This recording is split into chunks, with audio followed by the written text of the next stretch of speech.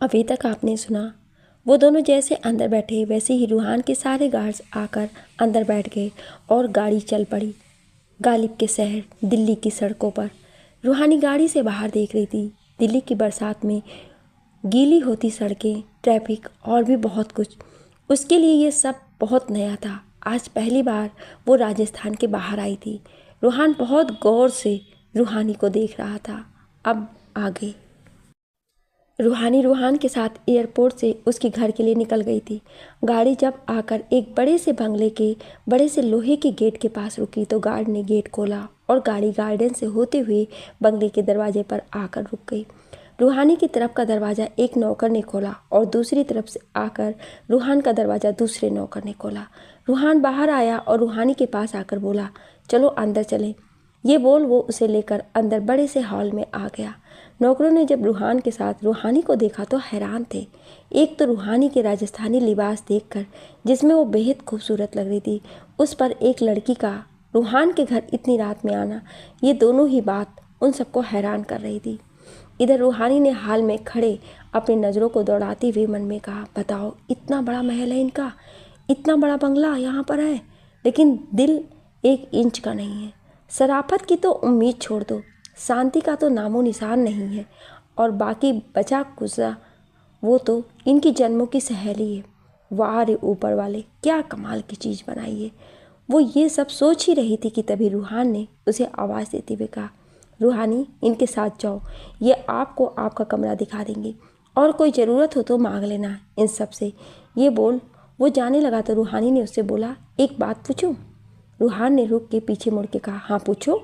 रूहानी उसके पास जाकर धीरे से पूछी, ये आपका ही घर है? उसके ये पूछने पर रूहान उसे घूर के मुंह बनाकर देख रहा था। उसे देखते हुए रूहानी घबरा के हंसते हुए बोली, नहीं मैं तो ऐसे ही पूछ रही थी, मैं जा रही हूँ, मुझे बहुत भूख लगी है। ये बोल वो वहाँ खड़ी एक औरत के साथ अपने कमरे की तरफ चल दी। रूहान जाती हुई रूहानी को देख कर बोला, कहाँ फंसा दिया आपने माँ, पता नहीं ये 2 दिन इसके साथ कैसे होने वाले हैं। ये बोल वो भी अपने कमरे में चला गया। वो औरत रूहानी को उसके कमरे में छोड़ के जाने लगी तो रूहानी ने उससे कहा, सुने कुछ खाने को मिलेगा? अरे मैम आप फ्रेश हो जाएं, मैं खाने का इंतज़ाम कराती हूँ, फिर आपको और सर को बुला लेती हूँ। ये बोलते हुए उसने कमरे में लगा हीटर चालू किया और चली गई। उसके जाते ही रूहानी ने दरवाज़ा बंद किया और सलोनी को कॉल कर दिया, पर सलोनी ने फ़ोन नहीं उठाया। रूहानी ने सोचा शायद वो कहीं बिजी हो, इसलिए फ़ोन नहीं उठाया। वो अपने बैग से कपड़े निकाल के वॉशरूम में चली गई। वो चेंज कर बाहर आई और अपने बारिश से कुछ गीले हो चुके बालों को खोल दिया। उसने अपना दुपट्टा लेकर और शॉल ओढ़कर फ़ोन लेकर नीचे आई। उसने देखा नौकर डाइनिंग टेबल पर खाना लगा रहे थे। रूहान अभी तक अपने कमरे में था। रूहानी नीचे आकर घर को देखने लगी। उसने देखा सारे हॉल की खिड़कियां बंद थी। उसने खुद से बड़बड़ाते हुए कहा, इनसे और क्या उम्मीद कर सकते हैं? बाहर इतनी अच्छी बारिश हो रही है, इतना अच्छा मौसम है, पर पूरे घर की खिड़कियों को ऐसे बंद रखा है जैसे पता नहीं कौन सा चोर इनके घर में घुस जाएगा और सब चुरा के ले जाएगा। अरे एक तो गार्ड्स इतने तगड़े रखे हैं कि कोई भी आएगा बेचारा सीधा कान्हा जी के पास चला जाएगा। दूसरा अगर आ भी गया तो इतने बड़े घर का सामान समेटने में उसे पूरी रात बीत जानी है। तो कोई पागल ही चोर होगा। पर खैर चोर तो तब भी ठीक होता है, पर ये खड़ूस सिंह ठाकुर ये तो ऐसा ही रहने वाला है। ये बोल वो पीछे मुड़ी तो उसने देखा रूहान खड़ा उसे देखे जा रहा था। ये देख रूहानी ने आंखों को फैला के अपने दांतों से नाखूनों को चबाता हुआ बड़बड़ाया। इन्होंने फिर से सुन लिया। बाप रे, ना जाने ये खड़ूस सिंह ठाकुर क्या करेगा। रूहान ने उसे देखते हुए कहा, तुम बचपन से ही खुद से ऐसी ही बात करती हो या अभी अभी नया पागलपन शुरू किया है? चलो खाना खा लो, बड़बोली कहीं की। ये बोल वो आगे चल दिया। रूहानी चैन की सांस लेते हुए उसके पीछे चली गई। वो दोनों डाइनिंग टेबल के पास रखी चेयर पर बैठ गई। दोनों एक दूसरे के अगल बगल बैठे थे। रूहान के सामने लाकर एक नौकर ने खाने की प्लेट सर्व की। रूहानी के सामने भी खाने की प्लेट दी। रूहानी की नज़र अब प्लेट पर गई तो वो बैठी रही, पर रूहान ने खाना शुरू किया। रूहानी वैसी ही बैठी थी। उसे वैसा बैठा देखकर रूहान ने कहा, आपको यहाँ सलोनी भाभी अपने हाथ से खिलाने नहीं आने वाली हैं जो ऐसे बैठी हैं। बड़ों की तरह अपने हाथ से खाना पड़ेगा आपको, मिस बड़ बोली। इस बात पर रूहानी ने उससे मुंह बना के कहा, आपके लिए बता दूं, मैं बच्ची नहीं हूँ जो दीदी हमें अपने हाथ से खिलाए। मैं अपने हाथों से खा लेती हूँ। तो किस चीज़ का वेट कर रही हो? वो तो मैं खाना आने का वेट कर रही थी। ये बोल वो इधर उधर देखने लगी। रूहान ने उसकी तरफ देखकर कहा, सामने जो है वो खाना है, उसे खाया जाता है मिस बेवकूफ़। इस पर रूहानी ने प्लेट को हैरानी से देखते हुए कहा, क्या ये खाना है? ठाकुर साहब, आप मजाक कर रहे हैं। मतलब ये उबली हुई सब्जियां, ये गाजर ककड़ी, ये खाना है? आप सच में पागल हैं क्या? मतलब कैसे आप मेरे साथ ये मजाक कर सकते हैं? मैं ये सब नहीं खाती। रूहान ने उसे देखकर घूरते हुए कहा, मैं मजाक नहीं कर रहा, मैं यही खाता हूँ, इसलिए यही बनता है यहाँ पर। देखिए ठाकुर साहब, मैं ये सब नहीं खा सकती, मुझे खाना चाहिए, मैं नहीं खा पाऊँगी ये सब। ये कहते हुए वो पीछे मुड़ी और वहाँ खड़े सारे नौकरों को देखते हुए बोली, प्लीज़ आप सब कुछ ढंग का बना दें। आप कुछ भी ढंग का, जिसे खाना कहते हैं, ऐसा कुछ बना दें। एक काम करें, आप पूरी और आलू बना कर लाएं, हम खा लेंगे। उसके कहने पर रूहान ने उन्हें इशारा किया तो वो सब चले गए। उन्हें ज़्यादा देखकर रूहानी ने रोनी सूरत बना के कहा, अरे कहाँ जा रहे हो, सुनो तो। पर सब जा चुके थे। वो वापस से टिक के वहीं बैठ गई। रूहान ये देख के मंद मंद मुस्कुरा रहा था। वो खाए जा रहा था और तभी उसे किसी के सुबकने की आवाज़ आई। उसने सर उठा के देखा तो रूहानी रो रही थी और सुबक रही थी। ये देख उसने परेशान होते हुए कहा, रूहानी आप रो क्यों रही हैं? चुप हो, उसने उसे डांट दिया। उसके ऐसे डांटते ही ये बोलते ही रूहानी जोर से रो पड़ी। उसे ऐसे रोता देखकर रूहान घबरा गया। रूहानी के रोने की आवाज़ सुन सारे नौकर वहाँ आ गए थे।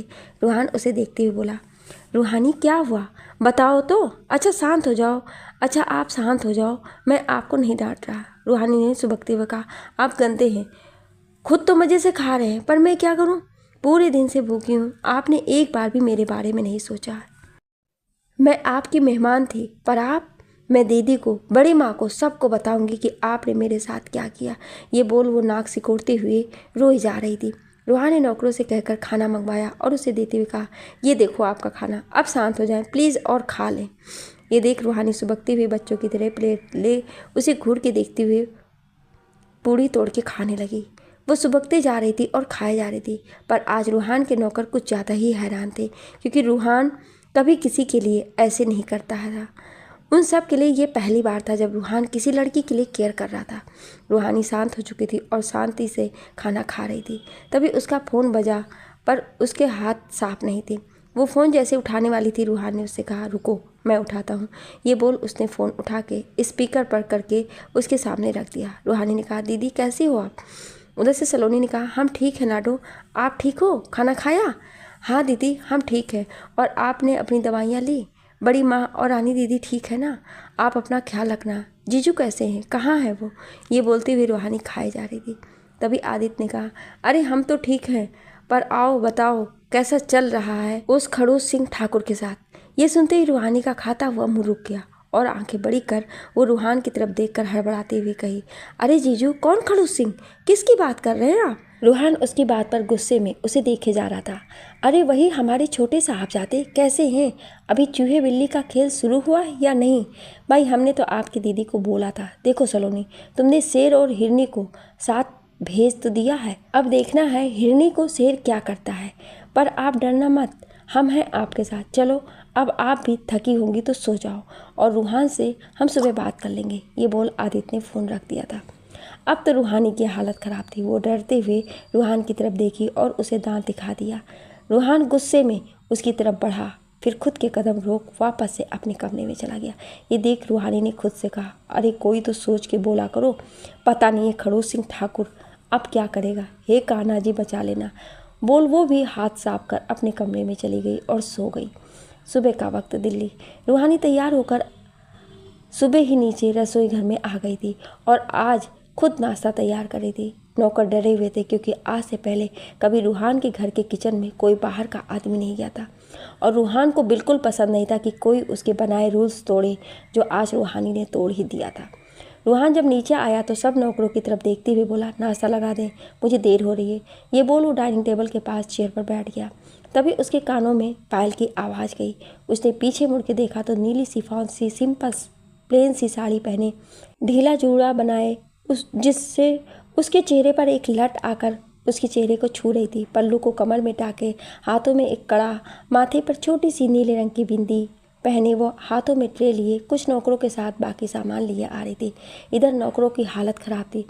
रूहानी ने टेबल पर ट्रे रखते हुए कहा, सॉरी, वो क्या है ना कि मुझे कल की तरह भूखा नहीं रहना था, इसलिए आज मैंने सुबह उठ के खुद के लिए नाश्ता बनाया, और जब मैं नाश्ता बना रही थी तब मुझे लगा आप भी तो नाश्ता करते ही हैं, तो इसीलिए आपके लिए भी बना लिया। वैसे मैं खाना बड़ा अच्छा बनाती हूँ। दीदी कहती है कि मेरे हाथों में जादू है, पर मैंने कभी खुद की तारीफ नहीं की है, आप खाएं। रूहान ने उसकी बात ख़त्म होने के बाद कहा, ओह, तो आप शांत भी होती हैं। हमें लगा आज तो आप चुप होने से रहीं, और वैसे मैं आपको बता दूं कि अभी आप खुद अपने मुंह से खुद की बड़ाई कर रही थी। ये बोलते हुए उसने प्लेट सीधी की तो नौकरों ने नाश्ता सर्व किया। खाना देखकर रूहान ने कहा, मिस रूहानी, आपने ये क्या बनाया है? इतना अनहेल्दी खाना। आलू के पराठे, वो भी पूरे देसी घी में डूबे हुए, और ये खीर, और तो ये आलू की सब्जी। आप क्या चाहती हैं कि मैं ये सब खाकर बीमार हो जाऊं? रूहानी ने अपने चेहरे पर हाथ रखकर खुद से कहा, चाहती तो मैं ये हूँ कि मैं आपको गांव के कुएं में धक्का मार दूं और आप उसमें गिर जाएं। वो ये बोल ही रही थी कि तभी रूहान ने टेबल पर हल्के से मारते हुए कहा, रूहानी, मैं कुछ पूछ रहा हूँ, क्या है ये? उसके ऐसा पूछने पर रूहानी ने कहा, अरे ठाकुर साहब, खा कर तो देखें, क्या हर बात और बच्चों की तरह कहते हैं ये नहीं खाना, वो नहीं खाना, और इससे आपकी कोई हेल्थ ख़राब नहीं होगी, समझे आप? ये बोलते हुए उसने एक प्लेट में खाना निकाल ही लिया था। देखो रूहानी, रूहान ने जैसे ही ये कहा वैसे ही रूहानी ने पराठा का एक टुकड़ा उसके मुंह में डाल दिया। रूहान खामोश हो गया। खा के बताओ कैसा है, ये बोल रूहानी ने खुद भी खा लिया। रूहान ने भी जब खाया तो उसे अच्छा लगा। वो अपनी प्लेट में रखे पराठे को चुपचाप खाने लगा। नील वहाँ आ गया। उसे देखते हुए रूहान ने कहा, हाँ नील, रुको, मैं बस अभी आया। उसने ये बोला और खीर खाते हुए उठ खड़ा हुआ और रूहानी की तरफ देखते हुए बोला, आप 11 बजे मेरे ऑफिस आ जाना, ड्राइवर के साथ मैं आपको लेकर चलूँगा। ये बोल वो नील के साथ चला गया। रूहानी ने भी अपना खाना खाया और अपने कमरे में जाकर अपनी फाइल देखने लगी। फिर वो बैठकर उसमें काम करने लगी। इधर रूहान अपने ऑफिस में बैठा काम कर रहा था। तभी नील ने उसे याद दिलाया कि उसे रूहानी के साथ जाना है। वो बस निकल गई है, अभी कुछ देर में पहुंच जाएगी। ये कहकर नील चला गया। रूहान रूहानी का नाम सुन उसकी बातें याद कर मुस्कुरा दिया। उसे कल रात का रूहानी का बच्चों की तरह रोना, जिद करना सब याद आ रहा था। वो ये सब सोच के मुस्कुरा ही रहा था कि तभी उसके केबिन में बिना नॉक किए सारा आ गई। रूहान की असिस्टेंट रोजी ने उससे डरते हुए कहा, सर, मैं इन्हें रोक रही थी पर ये रुकी नहीं। कोई बात नहीं रोजी, आप जाएं। ये बोल वो ठीक से अपनी कुर्सी पर बैठ गया। रोजी उसके कहने पर चली गई थी। उसके जाते ही सारा ने उसे देखते हुए कहा, मैंने सुना है आपने मेरे साथ डील करने में मना कर दिया है।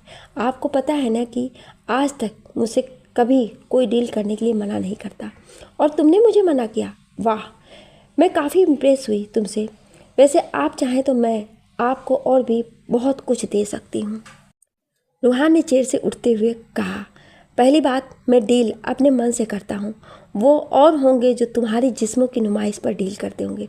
और दूसरी, अगली बार मेरी केबिन क्या मेरे ऑफिस में आने से पहले अपॉइंटमेंट लेना। अब आप जा सकती हैं।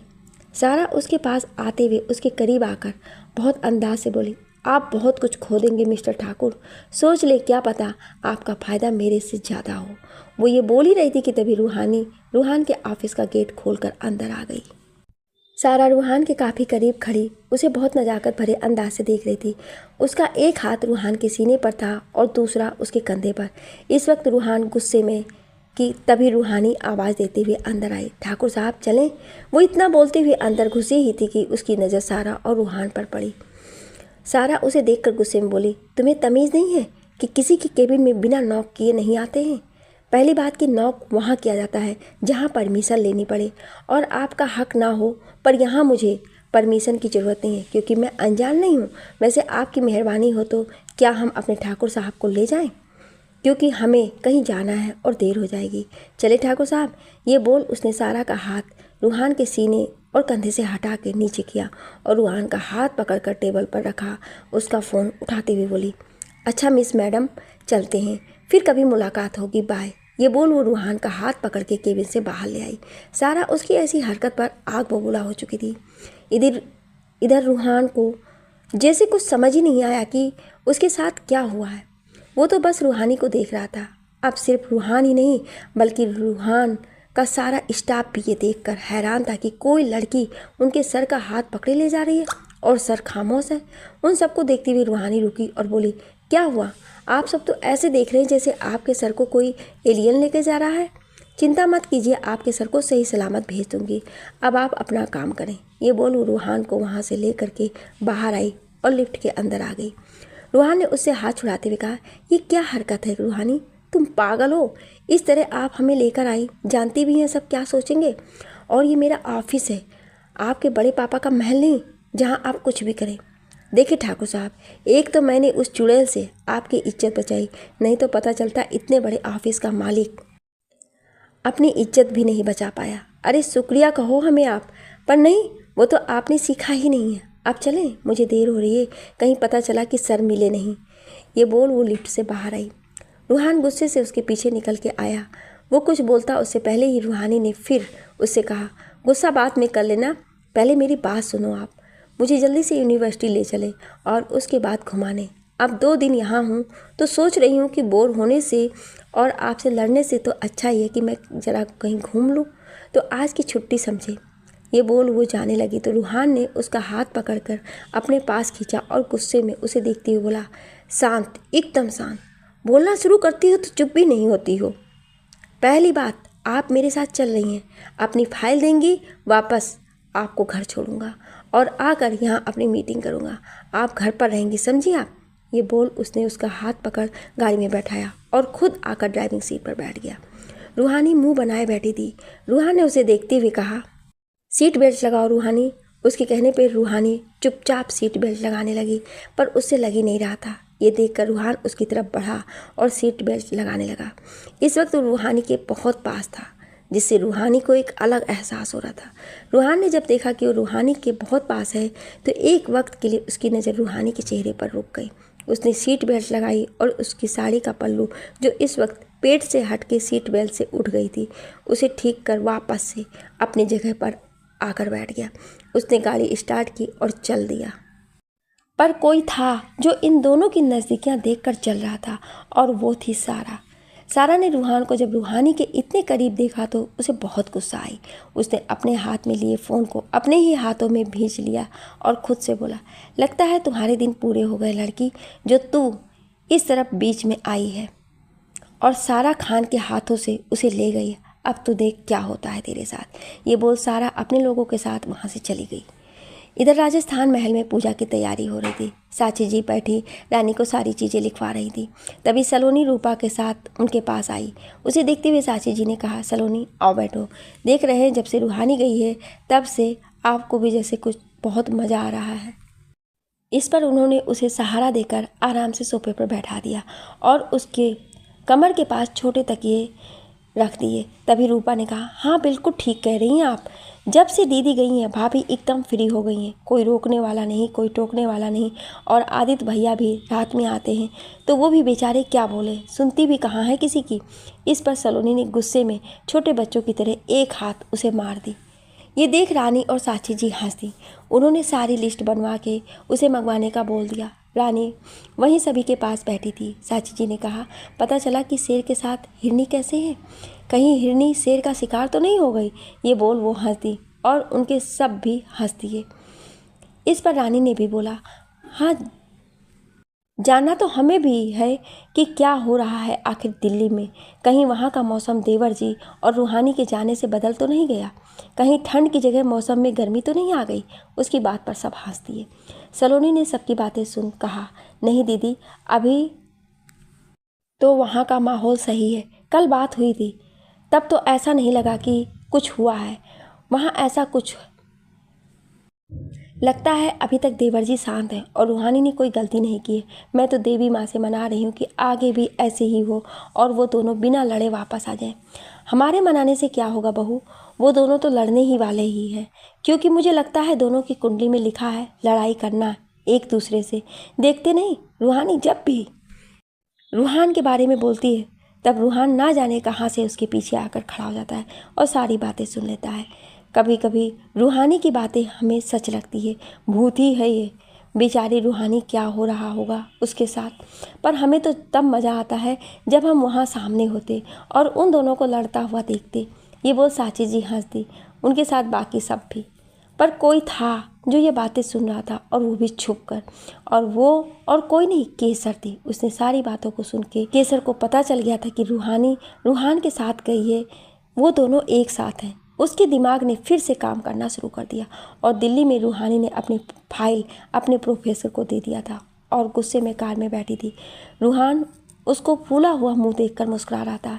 तभी रूहानी ने गुस्से में कहा, मुझे भूख लगी है, आपकी आज्ञा हो तो खा लें चल के। ये सुन रूहान ने गाड़ी एक रेस्टोरेंट की तरफ मोड़ दिया। कुछ देर में वो एक 5 स्टार होटल के सामने गाड़ी खड़ी की और रूहानी की तरफ का दरवाज़ा खोल उसे उतरने को कहा। रूहानी उतर के नीचे आई। रूहान ने चाबी वहाँ खड़े गार्ड को ले दिया। वो लेकर गया, गाड़ी पार्किंग में लगा दिया। रूहानी के साथ अंदर गया तो वहाँ का मैनेजर उसे देख खुद उसके पास आ गया। उसके सामने खड़ा हो उससे बहुत रिस्पेक्ट से के साथ बोला, सर गुड आफ्टरनून, इन्हें लंच कराएं, हम अभी एक मीटिंग से आते हैं, और देखें इन्हें तीखा कम देना क्योंकि ये खुद बहुत तीखी हैं। ये बोल वो मुस्कुरा दिया। तो वहाँ के मैनेजर को ये देखकर हैरानी हुई कि रूहान सिंह ठाकुर मजाक कर रहा था, क्योंकि रूहान कभी किसी से मजाक छोड़ो किसी के साथ हंसता भी नहीं था, और ये पहली बार था जब वो इस तरह से हंस के मजाक कर रहा था। रूहान जब जाने लगा तो रूहानी ने उससे कहा, मैं अकेले नहीं खाती, मेरी आदत नहीं है, बैठें, मैं बस 15 मिनट में आ जाऊंगा। ये बोल वो चला गया। मैनेजर रूहानी को लेकर टेबल नंबर 25 पर आ गया। उसने कुर्सी खींची तो रूहानी बैठ गई।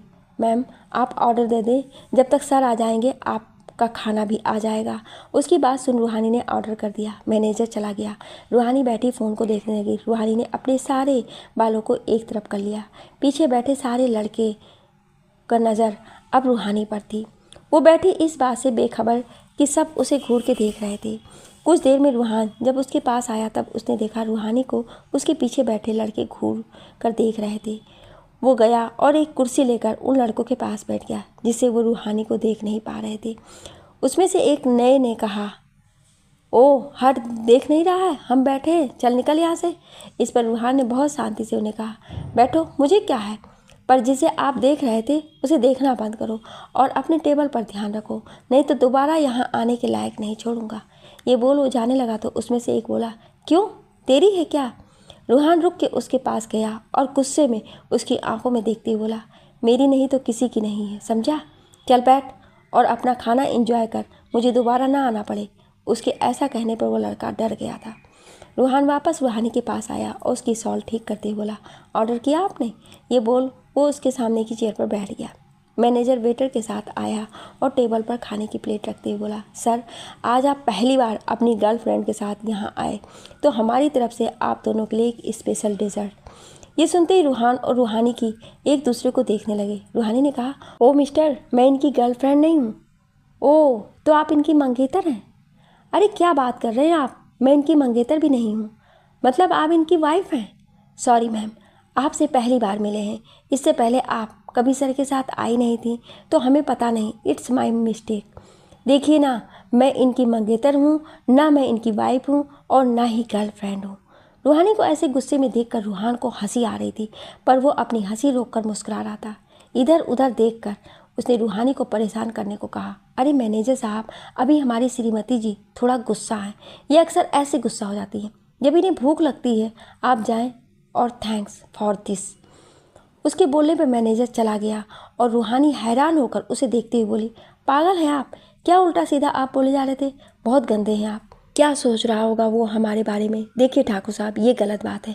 उसकी बात पर खाना अपनी प्लेट में निकालते हुए बोला, क्यों, अब क्या हुआ, तब ख्याल नहीं आया जब मेरे स्टाफ और उस सारा के सामने से मेरा हाथ पकड़ के ले आई थी और ये भी बोला कि क्या हम हमारे ठाकुर साहब को ले जाएं, तब आपको ख्याल नहीं आया इन सब का?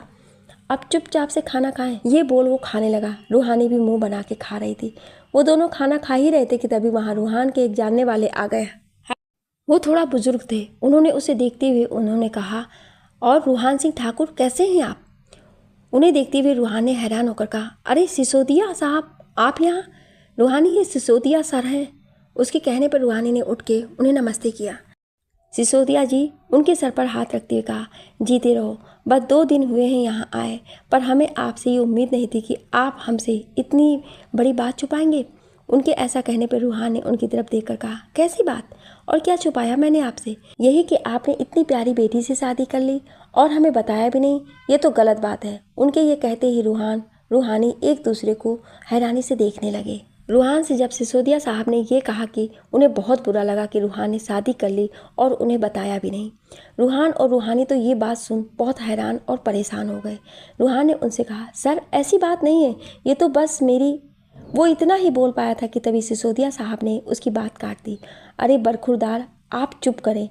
अरे इतनी भी क्या कंजूसी कि शादी ही छुपा ली आपने। हम काम के सिलसिले में बाहर क्या गए, आपने तो शादी कर ली और शादी करने के बाद मिले भी तो उसे छुपा रहे हो। हम जानते हैं तुम पार्टी नहीं देना चाहते, पर हम तो पार्टी लेकर रहेंगे। और हाँ, मोहन बता रहा था कि किसी प्रोजेक्ट के सिलसिले में आपको हमसे बातें करनी है। चलो फिर तय रहा, मैं कल शाम खाने पर मिलते हैं और आपके पत्नी के हाथ का खाना खा के प्रोजेक्ट आपको देते हैं। चलो बाय। ये बोल सिसोदिया जी बिना रूहानी की बात सुने चले गए। वो दोनों जाते हुए उन्हें देख रहे थे। उनके जाते ही रूहानी को बहुत गुस्सा आया।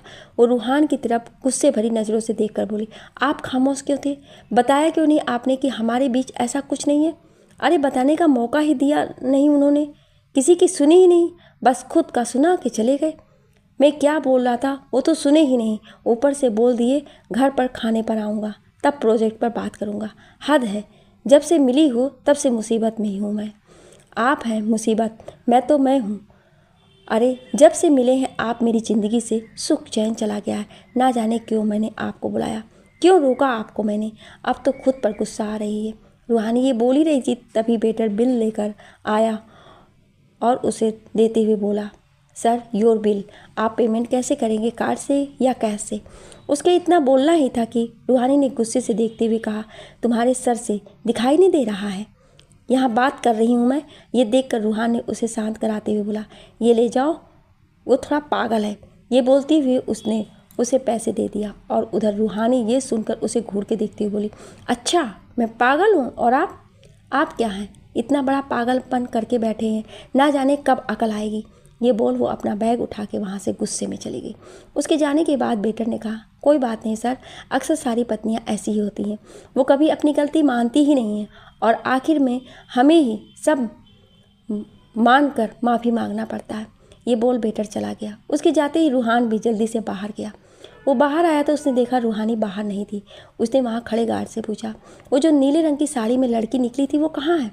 उस गार्ड ने कहा, जी वो तो अभी बाहर निकल के गई हैं, ज़्यादा दूर नहीं गई होंगी। उसके बोलते ही रूहान जल्दी से बाहर गया तो उसे रूहानी कहीं नहीं दिखाई दी। कहाँ गई ये लड़की? एक तो यहाँ के बारे में कुछ जानती नहीं है। रूहान परेशान सा बाहर आ गया और सड़क पर रूहानी को खोज रहा था। तभी उसे सामने सड़क के उस पार रूहानी एक गोलगप्पे की स्टॉल के पास दिखी। वो जल्दी से रोड क्रॉस कर उसके पास गया तो देखा रूहानी गोलगप्पे खाए जा रही थी। रूहान उसे देखकर बोला, तुम पागल हो, यहाँ क्या कर रही हो? मैं कितना घबरा गया था पता है तुम्हें, और तुम यहाँ गोलगप्पे खा रही हो। उसने जैसे ये कहा रूहानी ने उसके मुंह में गोलगप्पे डाल दिए, जिससे उसका बोलना बंद हो गया और वो उसे आंखें फाड़े देख रहा था। रूहानी ने खाते हुए कहा, कभी शांत भी रहा करें आप ठाकुर साहब। रूहान ने गोलगप्पे खा के जैसे दोबारा मुंह खोला वैसे ही रूहानी ने उसके मुंह में दोबारा एक और गोलगप्पे डाल दिया और उससे बोली, अब जो हो गया सो हो गया। अब सोचना ये है ठाकुर साहब कि आगे क्या करना है, क्योंकि प्रॉब्लम में तो हम ही हैं दोनों, तो सॉल्यूशन खोजना होगा। अब बताओ क्या करना है? वैसे बिना खाए मेरा दिमाग नहीं चलता है और मुझे गुस्सा आने लगता है, तब मुझे कुछ खाने को चाहिए होता है। आप बताओ क्या करना है अब? रूहान देख रहा था कि रूहानी ने बातों बातों में काफ़ी गोलगप्पे खा लिए थे और उसे लगा अब उसकी तबीयत खराब हो जाएगी, तो उसने उसके हाथ से प्लेट लेकर सामने ठेले वाले को दिया और पैसे दे दिया। उसे रूहानी का हाथ पकड़कर वापस लेकर कार के पास आया, उसे गाड़ी में बैठाया और खुद ड्राइविंग सीट पर आकर बैठ गया। रूहानी ने उसे मुंह बना के देख रही थी। उसने खुद से कहा, खुद खाते नहीं हैं और मुझे खाने नहीं देते, ऐसे तो इंसान बिना खाए ही मर जाएगा, खड़ूस सिंह ठाकुर कहीं का। रूहान रूहानी को लेकर घर आया। रूहानी अपने कमरे में चली गई और रूहान वापस ऑफिस में चला गया। रूहानी कुछ देर साची जी और सलोनी से बात कर ऐसे ही बैठे कुछ पढ़ने लगी। रात का वक्त, रूहानी का घर। रूहान जब रात में घर आया तो देखा घर में शांति थी। जो रूहानी के होने पर इम्पॉसिबल थी, पर वो बिना कुछ पूछे किसी से अपने कमरे में चला गया। चेंज कर जब वो बाहर आया तो उसने एक नौकर से पूछा, रूहानी कहाँ है? नौकर ने उसे देखते हुए कहा, सर वो अपने कमरे में जब से आई हैं अभी तक नीचे नहीं आई हैं।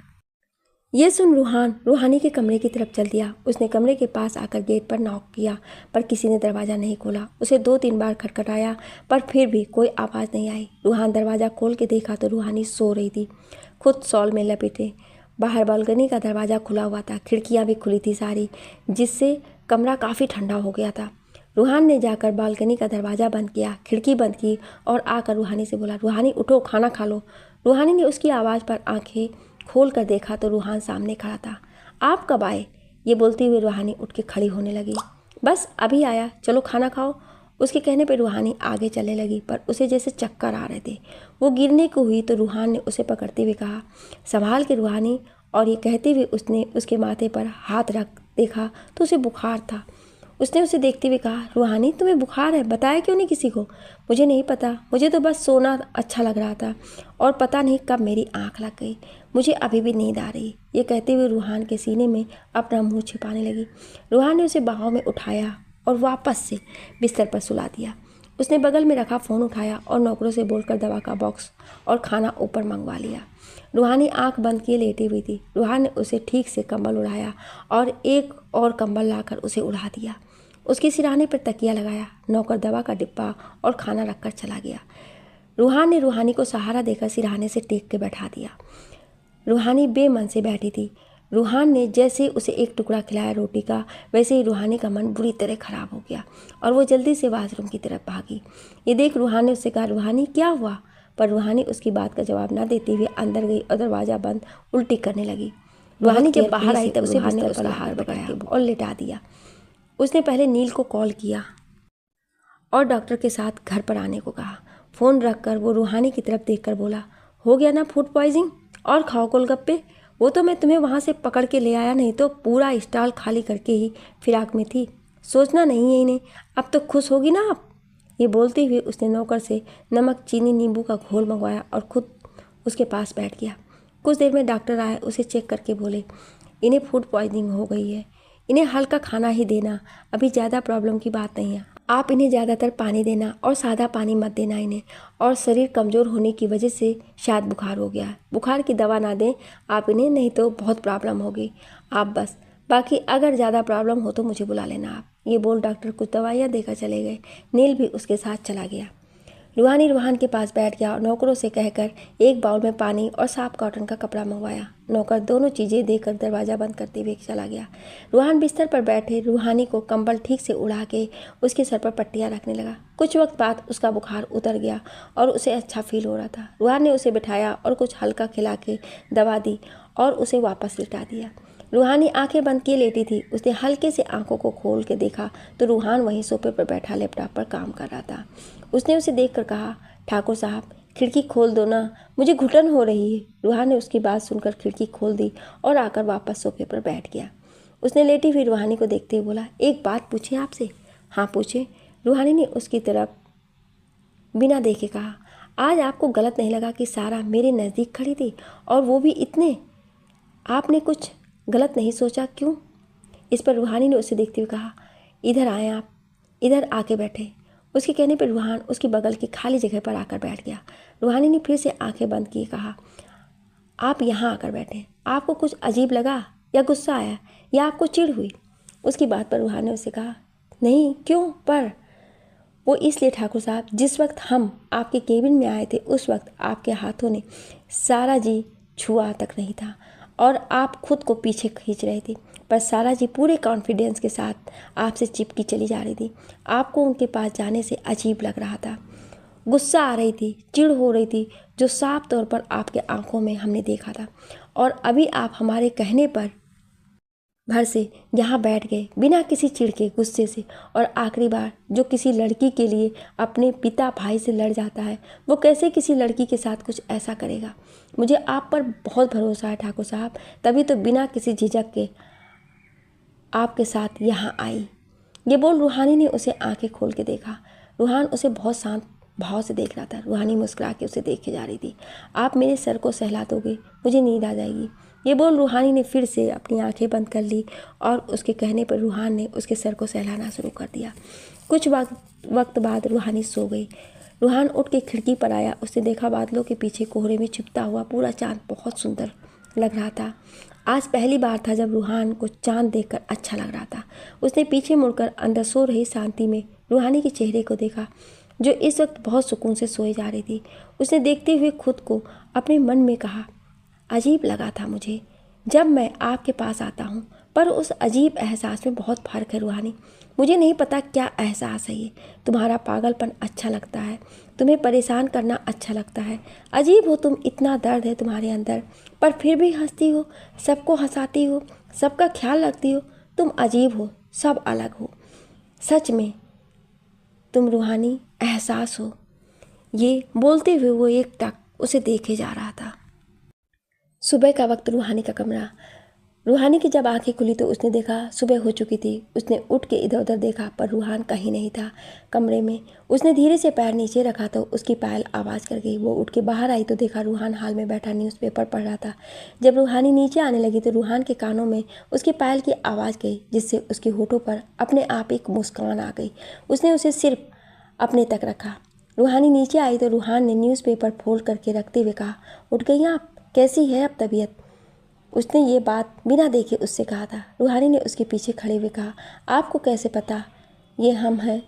रूहान उसके पास आते हुए बिना उसकी बात का जवाब देते हुए उससे बोला, देखे आपको बुखार तो नहीं है? जब ये कहते हुए वो उसके माथे को छूने लगा तो रूहानी पीछे हटकर घबरा के थोड़ा। इस पर रूहान ने थोड़ा हैरानी से कहा, देख कर कहा, क्या हुआ? कुछ नहीं, ऐसे। ये बोलते हुए उसने अपने कदम उसके पास बढ़ा दिया। रूहान ने चेक करके देखा तो उसका बुखार एकदम ठीक था। तभी नील ने आकर कहा, सर चलें, लेट हो रहा है। उसके बोलने पर रूहान ने रूहानी की तरफ देखते हुए कहा, रूहानी आप कुछ हल्का खाना और हाँ प्लीज़ कहीं बाहर मत जाना, दवा लेकर आराम करना। मैं शाम तक आऊँगा। अगर कोई प्रॉब्लम हो तो मेरा नंबर आपके फ़ोन में है। मैंने भाभी से कुछ नहीं बताया तो आप भी मत बताना। ये बोल वो अपना कोट पहनते हुए चला गया। रूहानी उसे पीछे से मुँह बना के जाता हुआ देख रही थी। रूहानी अब घर में अकेली रह गई। वो पहले गई, नहा के रेडी हुई। जब नीचे आई तो एक सर्वेंट से पूछने लगी, ठाकुर साहब नाश्ता करके गए हैं? सर्वेंट ने उसे देखते हुए कहा, नहीं मैम, वो खा के नहीं गए हैं। ठाकुर साहब यहीं रहते हैं? नहीं मैम, वो तो इलाहाबाद में रहते हैं।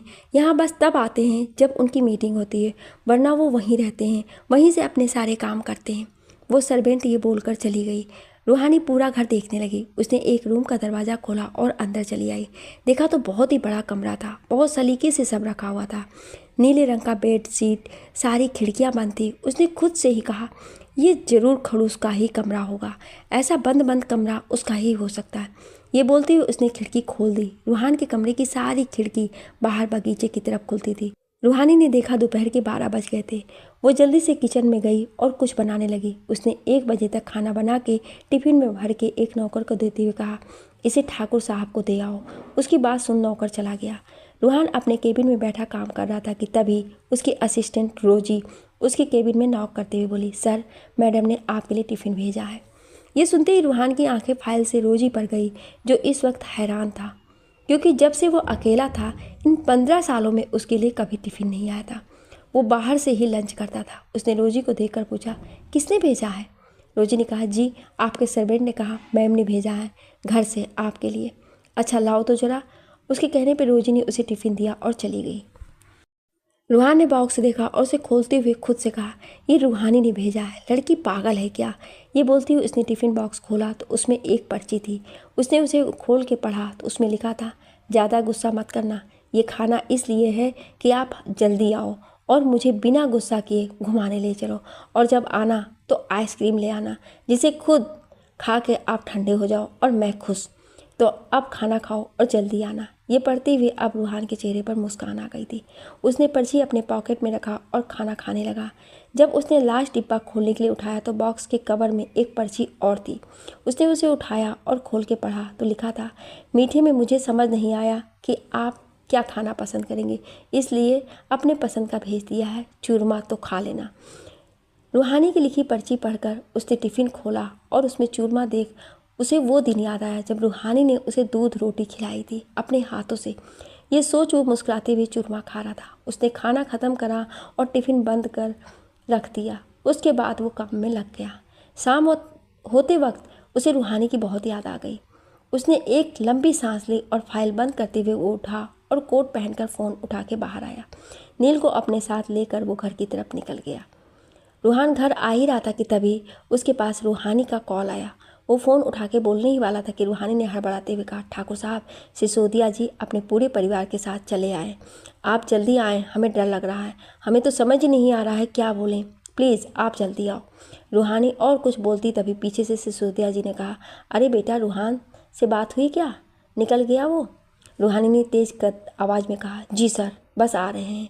ये बोल वो रूहान से फिर बोली, सुने आप, प्लीज़ जल्दी आएँ। रूहान ने उसे कहा, आप चिंता मत करें, हम बस पहुंच रहे हैं। ये बोल उसने फ़ोन रख दिया। ड्राइवर से तेज़ चलाने को कहा। वो परेशान सा बैठा था। कुछ देर में वो घर पहुंचा और सीधा अंदर जाते हुए बोला, रूहानी। उसने इतना ही कहा था कि सिसोदिया जी के बेटे अतुल ने कहा, अरे रूहान जी, आप आ गए। उसकी आवाज़ सुन रूहान ने खुद को शांत किया और उसकी तरफ बढ़ गया। उसने उससे हाथ मिलाया, सिसोदिया जी को हेलो कहा और पूरे घर में रूहानी को खोजने लगा। उसे ऐसे इधर उधर देखते हुए अतुल ने कहा, जिसे आप खोज रहे हैं वो उधर है, देखें। ये बोल अतुल ने उसे सीढ़ियों से उतर रही रूहानी को दिखाया, जो एक औरत के साथ आ रही थी। उसने राजस्थानी भारी सा लिबास पहना था। पूरी तरफ से उसे सजाया गया था। मांग में सिंदूर था, गले में बड़ा सा मंगलसूत्र था। वो आज हद से ज़्यादा खूबसूरत लग रही थी। रूहान तो जैसे उसे देखकर पलकें झपकाना ही भूल गया था। रूहानी को उसके सामने खड़ा करते हुए उस औरत ने कहा, लग रही है ना अब आपकी दुल्हन? जब हम आए तभी बिल्कुल भी कहीं से नई नवेली दुल्हन नहीं लग रही थी। तब हमें इन्हें ज़बरदस्ती ले गए और सजा लाए। वैसे आपसे पूछने की ज़रूरत तो नहीं है ठाकुर साहब जी की कि हमारी रूहानी कैसी लग रही है, क्योंकि आपकी तो पलकें ही झपकना बंद हो गई है। ये सुनते ही सब हंसने लगे। रूहान तो जैसे उनके ये बोलने पर होश में आया था।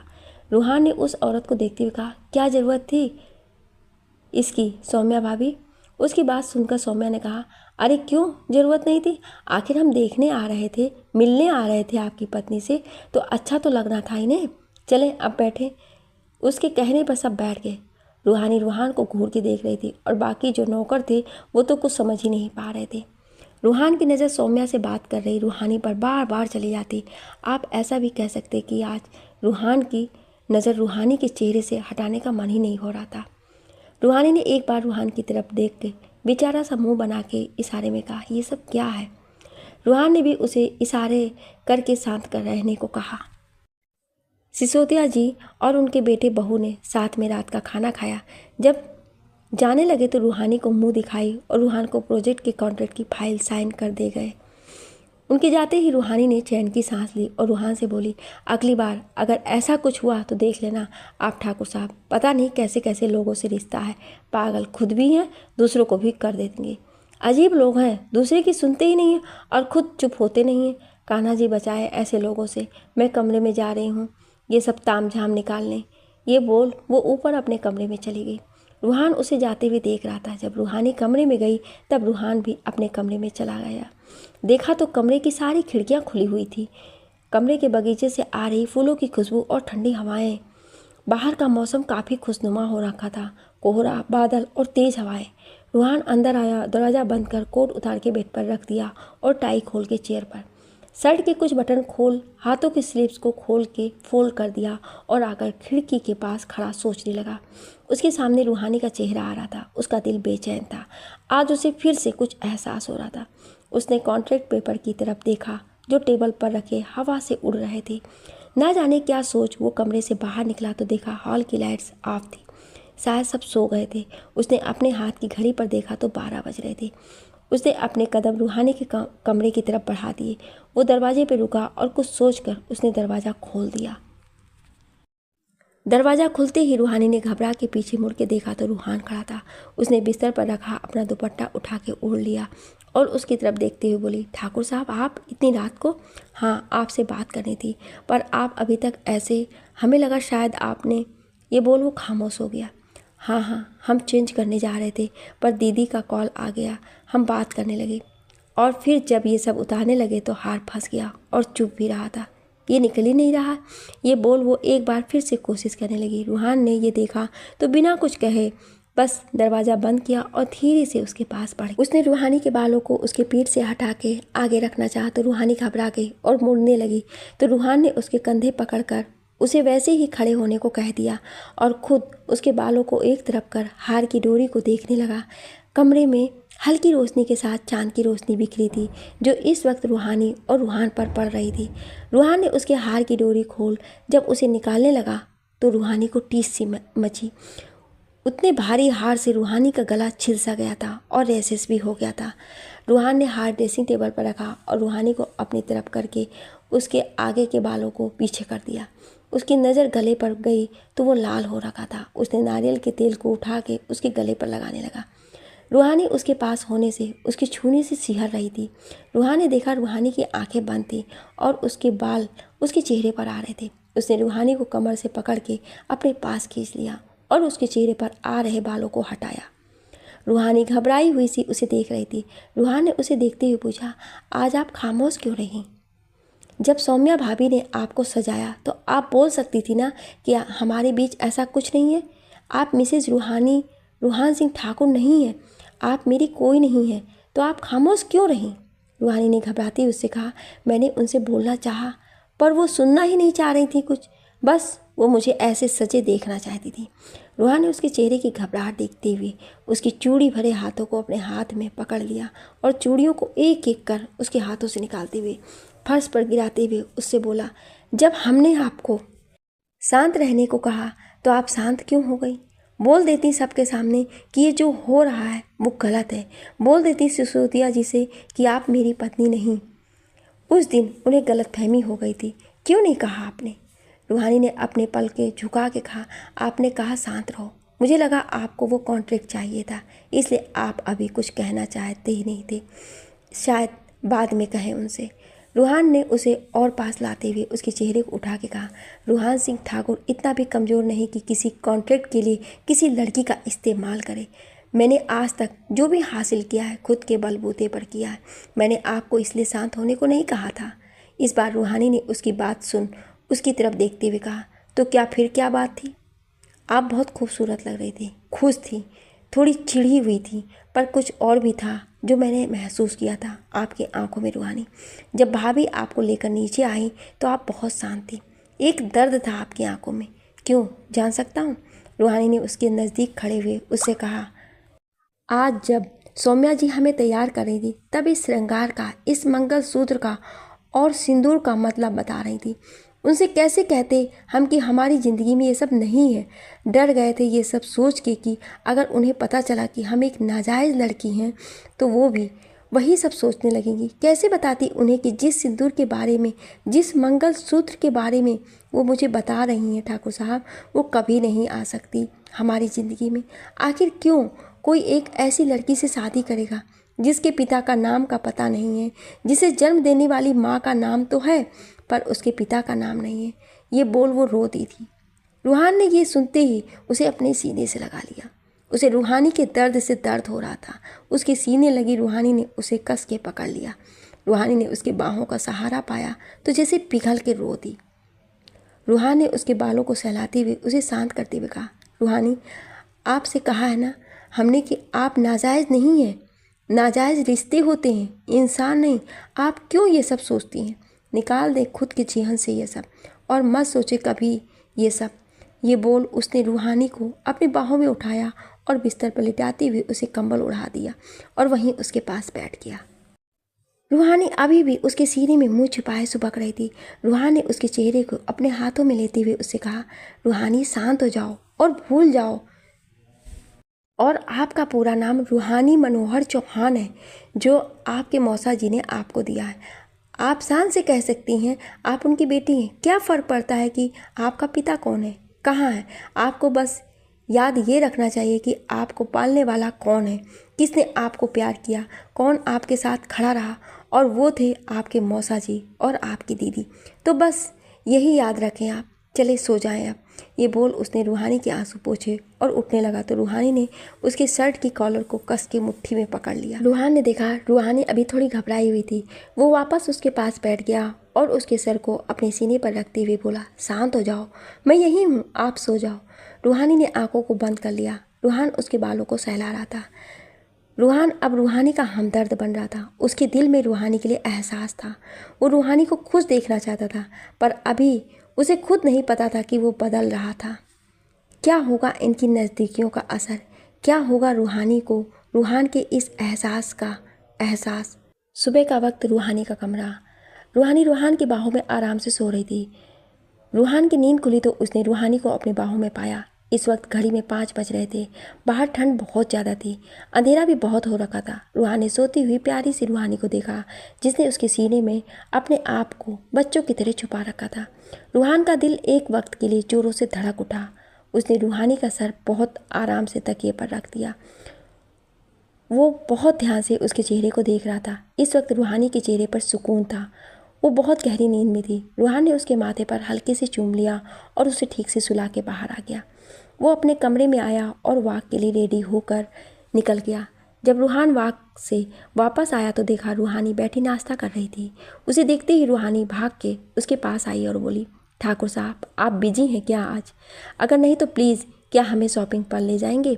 वो दीदी ने और बड़ी माँ ने कुछ कपड़े बोले हैं लाने के लिए, तो ले जाना है। चलेंगे ना आप? प्लीज़ ना मत बोलना आप।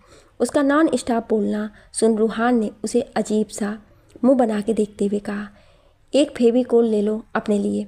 ये सुन रूहानी ने ना समझते हुए उससे कहा, क्यों? मैं क्या करूँगी उसका? उसे अपने मुंह पर लगा लेना तो आपके आसपास के लोग कम सर दर्द से मरेंगे। ये बोल वो अपने कमरे की तरफ चल दिया। उसे जाता हुआ देखकर रूहानी मुंह बनाते हुए बोली, खुद को नहीं देखते, जब देखो मुझे बोलेंगे खड़ोस सिंह ठाकुर। ये बोल वो वापस आकर बैठ के नाश्ता करने लगी।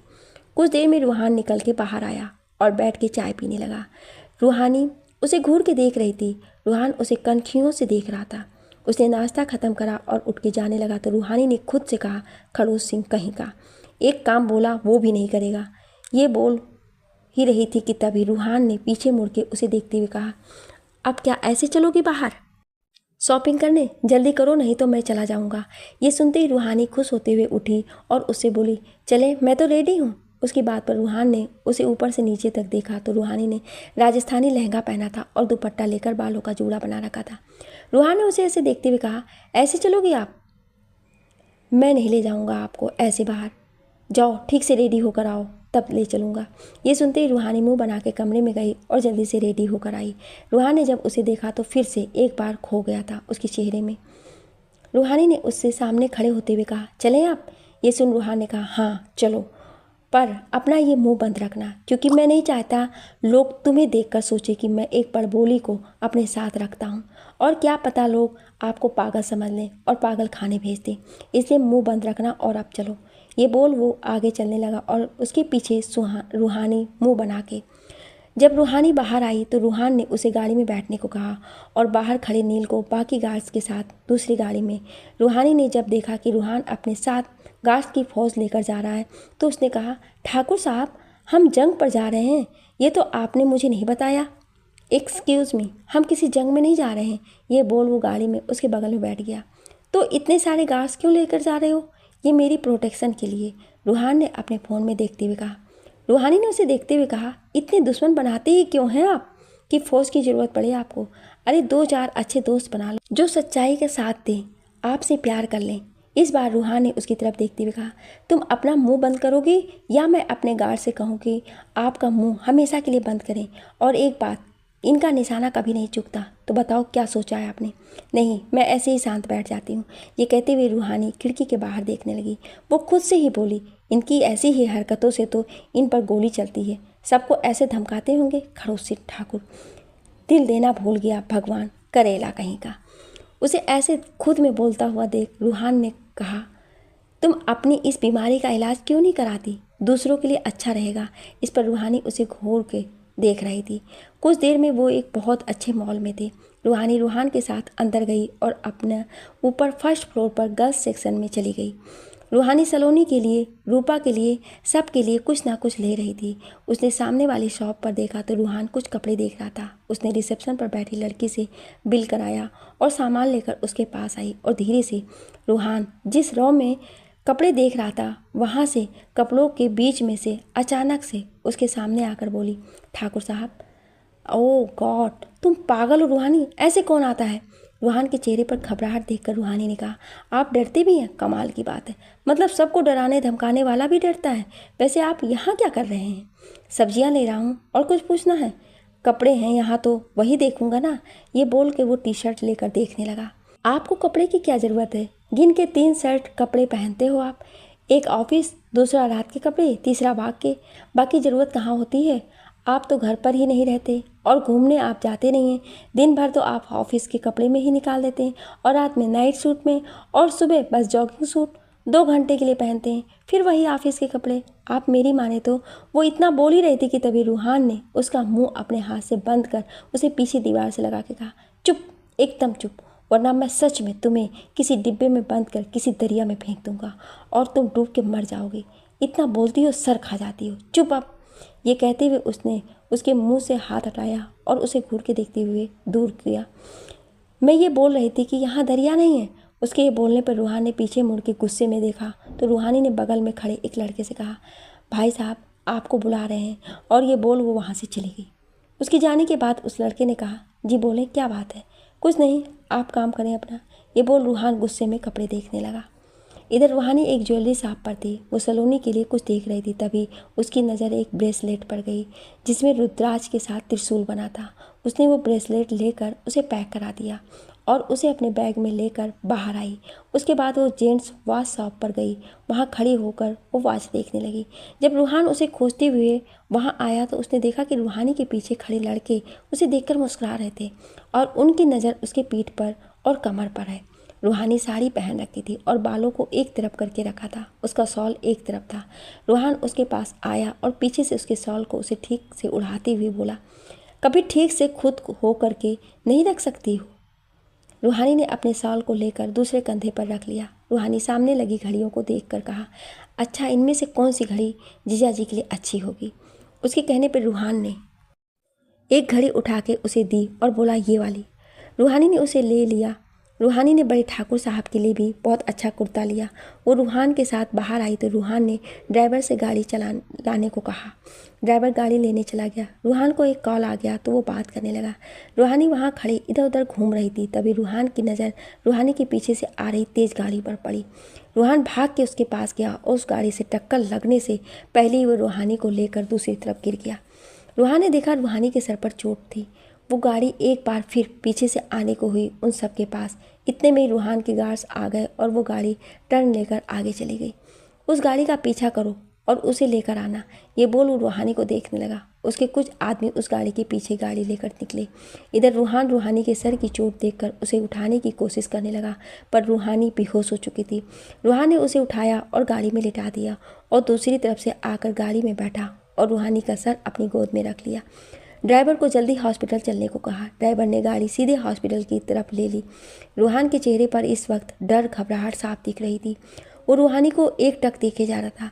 ड्राइवर ने हॉस्पिटल के सामने गाड़ी रोकी तो रूहान जल्दी से बाहर निकल के रूहानी को अपने बाहों में बाहर लाया और नील अंदर जाकर डॉक्टर को बुलाने चला गया। रूहान रूहानी को अंदर लेकर आया और इमरजेंसी रूम में ले जाकर लेटा दिया।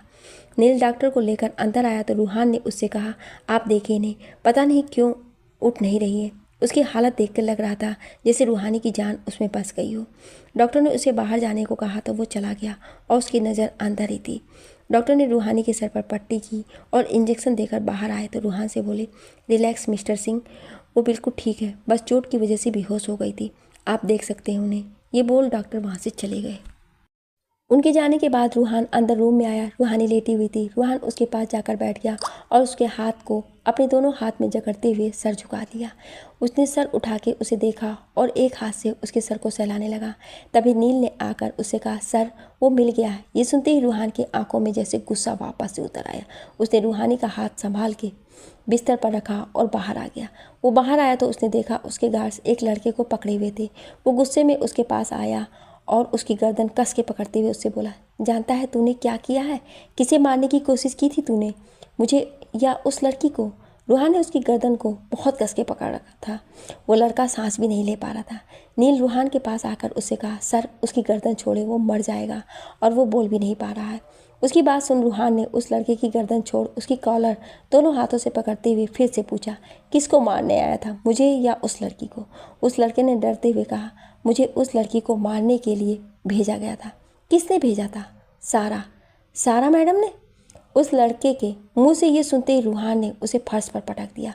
उसने नील को देखते हुए कहा, इनका ध्यान रखें, हम आते हैं। ये बोल वो बाहर आया और गाड़ी लेकर सारा के घर की तरफ बढ़ गया। इधर सारा अपने बंगले में बैठी आराम से लंच कर रही थी। तभी रूहान गुस्से में उसके घर के अंदर आया। सारा ने जब रूहान को देखा तो वो मुस्कुरा के अदा के साथ उसके पास आते हुए बोली, क्या बात है, आज तो खुद पहली बार ठाकुर साहब हमारे चौखट पर चल के आए, वो भी बिना बुलाए। बहुत अच्छा लगा हमें। तो बताओ क्या खिदमत करें आपकी? हम ठाकुर साहब यही बुलाती है ना वो लड़की आपको? काफ़ी अच्छा साउंड करता है, सोचा मैं भी बोल के देखूं। वैसे वो लड़की कैसी है, जिंदा तो है ना कहीं? इतना कहना ही था कि रूहान ने उसकी गर्दन कस के पकड़ लिए। देख, उसके गार्ड्स ने गन निकाल के रूहान पर तान ली। सारा के अब्बा जान यानी कि मिस्टर खान घर पर ही थे। जब उन्होंने आवाज़ सुनी तो बाहर आए। ये देखकर रूहान गुस्से में सारा का गला दबोचे खड़ा था। वो घबरा गए। सारा अभी 1 साल पहले इंडिया आई थी और उसने अपने पिता का बिजनेस संभाले रही थी। उसने रूहान के बारे में ज़्यादा कुछ नहीं सुना था, पर मिस्टर खान जानते थे कि आखिर रूहान चीज़ क्या है। वो रूहान के पास जाते हुए बोले, मिस्टर सिंह क्या हो गया, आप ऐसे गुस्से में? सारा ने कुछ कर दिया क्या? अगर कोई गलती हो गई है तो मैं माफ़ी मांगता हूँ, आप प्लीज़ शांत हो जाएं।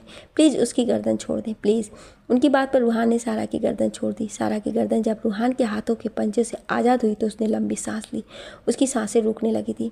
रूहान ने मिस्टर खान को देखते हुए कहा, मिस्टर खान अपनी बेटी को समझा लें, बताएं उसे मेरे बारे में, मैं क्या हूँ, कौन हूँ, समझाते से, वरना मैं समझाने पर आया तो कहीं आपको दफनाने के लिए ना मिलेगी। आज जो गलती इसने की है सिर्फ आपके लिए मैं इसे छोड़ रहा हूँ, और दूसरी इस बात के लिए कि ये लड़की है, वरना मैं इसका वो हश्र करता कि वो सोच भी नहीं सकती थी। आज इसने जो किया दोबारा बोल दो, ऐसा सोचे भी ना, वरना सोचने के लिए जिंदा नहीं छोड़ूंगा। ये बोल रूहान जाने लगा तो सारा ने अपनी गर्दन पर हाथ रखे उससे कहा, वाह, एक लड़की के लिए ठाकुर साहब, इतना गुस्सा, इतना तिलमिलाट, आखिर लगती क्या है वो आपकी, जिसे आप इतने हक से घर में रखे हैं? उससे शादी तो नहीं हुई है आपकी, तो किस रिश्ते से वो आपके घर में है? आखिर ऐसा भी क्या है रिश्ता ठाकुर साहब? ये सुन रूहान ने टेबल पर रखा चाकू उठाया और सारा की तरफ गुस्से में लेकर बढ़ा। ये देख सारा डर से पीछे हटने लगी। रूहान ने उसे चाकू से जोर से उस पर वार किया तो सारा की चीख निकल गई। मिस्टर खान तो डर से कांप गए और उसके साथ वो सारे गार्ड्स भी। क्या सारा सच में रूहान के गुस्से का शिकार बन गई है?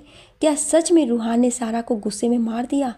क्या होगा आगे जानने के लिए सुनिए अगले भाग में। क्या आप अगला भाग सुनना चाहते हैं तो कमेंट में यस जरूर लिखिएगा। Thank you.